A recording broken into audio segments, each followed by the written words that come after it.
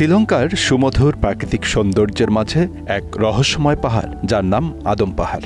ইসলাম ধর্মাবলম্বীদের কাছে এটি পবিত্র স্থান, কারণ বিশ্বাস করা হয় এখানে পৃথিবীর প্রথম মানব হজরত আদম আলাইহিসসালামের পায়ের ছাপ রয়েছে। এই পবিত্র পাহাড় শুধুমাত্র মুসলমানদের কাছেই নয়, বরং বৌদ্ধ, হিন্দু ও খ্রিস্টানদের কাছেও পবিত্র স্থান হিসেবে গৃহীত। বৌদ্ধদের কাছে এটি বুদ্ধের পদচিহ্ন, হিন্দুরা একে শিবের পদচিহ্ন হিসেবে পূজা করে, আর খ্রিস্টানরা ভাবেন এটি সেন্ট থমাসের চিহ্ন। পাহাড়ের চূড়ায় বিশাল আকারের পায়ের ছাপটি রয়েছে, যার দৈর্ঘ্য প্রায় 5 ফুট 7 ইঞ্চি এবং প্রস্থ 2 ফুট 6 ইঞ্চি। ধারণা করা হয় খ্রিস্টপূর্ব 300 অব্দে এই পদচিহ্নটি আবিষ্কৃত হয়েছিল। সেই সময় থেকেই এটি বিভিন্ন ধর্মাবলম্বীদের আগ্রহের কেন্দ্রবিন্দু। এর জন্যই শ্রীলঙ্কার আদম পাহাড়ে প্রতি বছর হাজারো মানুষ সমবেত হয়। মুসলমানদের মতে এটি হজরত আদম আলাইহিসসালামের পদচিহ্ন, যিনি পৃথিবীতে প্রথম এই স্থানে পা রেখেছিলেন। কিন্তু এই পদচিহ্ন নিয়ে বিভিন্ন ধর্মের বিশ্বাস ভিন্ন ভিন্ন। বৌদ্ধরা মনে করেন এটি গৌতম বুদ্ধের বাম পায়ের চিহ্ন। তাদের বিশ্বাস বুদ্ধের এই পদচিহ্ন তাদের প্রাচীন ঐতিহ্য এবং ধর্মীয় পরিচয়ের একটি অবিচ্ছেদ্য অংশ। হিন্দুরা একে শিবের পদচিহ্ন হিসেবে পূজা করে, কারণ শিবের পায়ের ছাপ এখানে চিরস্থায়ী হয়ে রয়েছে বলে তাদের বিশ্বাস।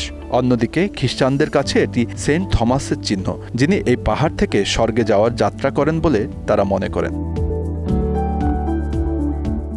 এই রহস্যময় চূড়ায় পৌঁছানো মোটেই সহজ নয়। আঁকাবাঁকা পথ, বিষধর সাপ আর খাড়া ধাপ পার হয়ে শীর্ষে পৌঁছানো বেশ কঠিন। পাহাড়ের শীর্ষে উঠতে হয় 4000 ধাপের একটি ধাতব সিঁড়ি দিয়ে, যার প্রতিটি ধাপই ঝুঁকিপূর্ণ।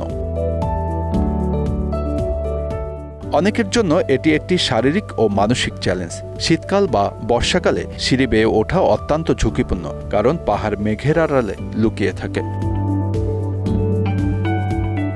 পাহাড়টির ইতিহাসও আকর্ষণীয়। বলা হয় 851 খ্রিস্টাব্দে আরব পর্যটক সোলাইমান প্রথম এই পাহাড়ের পদচিহ্ন আবিষ্কার করেন। পরবর্তীতে ইবনে বতুতা ও মার্কো পোলো সহ অনেক পর্যটক এই পাহাড়ে ভ্রমণ করেন।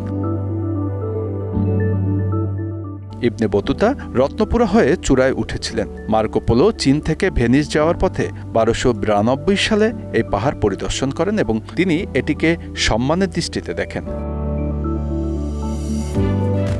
পাহাড়ের চূড়ায় ওঠার সিঁড়িটি কখন তৈরি হয়েছিল বা কে নির্মাণ করেছিলেন তা এখনও অজানা।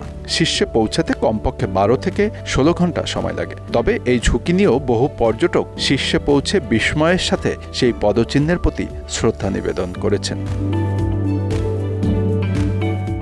The scattered footprint, a culture history of Adam peak বইটিতে আদম পাহাড় সম্পর্কে বহু তথ্য রয়েছে।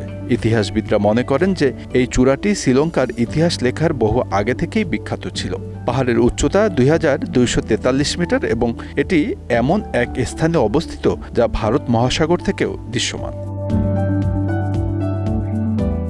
আদম পাহাড় একটি রহস্যময় ও চিরন্তন আকর্ষণ। হাজারো পর্যটকের চরম কৌতূহল আর বিভিন্ন ধর্মের বিশ্বাস একত্রিত করে রেখেছে এই পবিত্র স্থানটিকে। পাহাড়ের প্রতিটি পাথর যেন এক একটি ইতিহাসের অধ্যায়, প্রতিটি ধুলোকণা যেন এক একটি রহস্য।